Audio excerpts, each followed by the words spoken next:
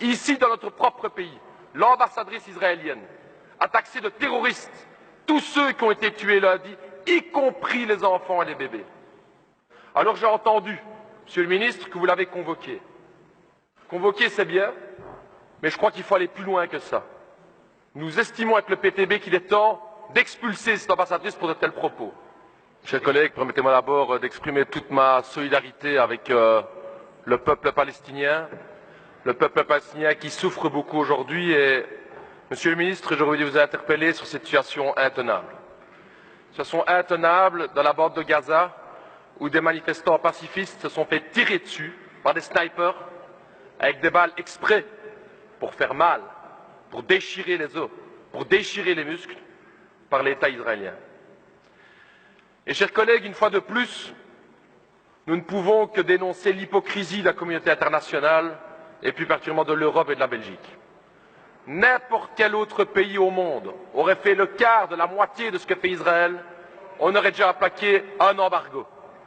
N'importe quel autre pays du monde aurait été chercher une telle répression, appliquer une telle répression, qui aurait déjà eu des motions et des sanctions. Mais non, quand il s'agit d'Israël, on se tait. Quand il s'agit d'Israël, on fait quelques déclarations, mais surtout, aucune sanction. Pourquoi ce deux poids, deux mesures? Pourquoi tellement intervenir contre les autres pays et jamais prendre des sanctions contre Israël? Ça, c'est la question que l'ensemble des peuples du Sud nous pose comme question.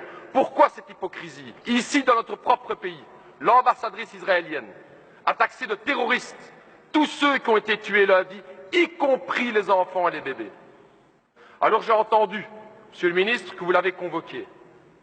Convoquer, c'est bien, mais je crois qu'il faut aller plus loin que ça. Nous estimons avec le PTB qu'il est temps d'expulser cette ambassadrice pour de tels propos. Lorsque le peuple sud-africain se battait pour l'égalité des droits, ils sont battus contre l'apartheid, comme l'apartheid aujourd'hui existe en Israël.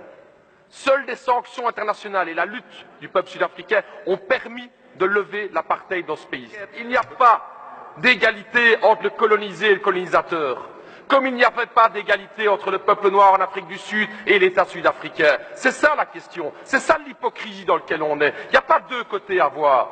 Il est temps de prendre parti. Et prendre parti, vous le savez tous ici, et c'est ça l'hypocrisie.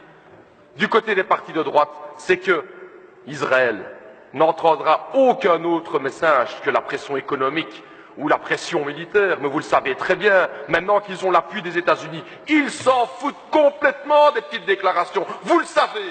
Et c'est ça qui est hypocrite. Un petit fax qu'on envoie, une petite convocation. Il est temps de prendre des mesures aujourd'hui parce qu'il y a un peuple palestinien dans la bande de Gaza.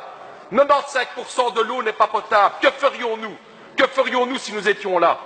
45% de chômage, et on regarde. Alors cette hypocrisie à l'Union européenne, M. Reynders, il serait temps de la dénoncer, et si vous voulez vraiment faire avancer les choses, vous auriez pu prendre un acte bilatéral qui est celle d'expulser l'ambassadrice, comme l'autorité belge aurait pu le faire, et c'est regrettable que vous ne le faites pas, et c'est vraiment hypocrite.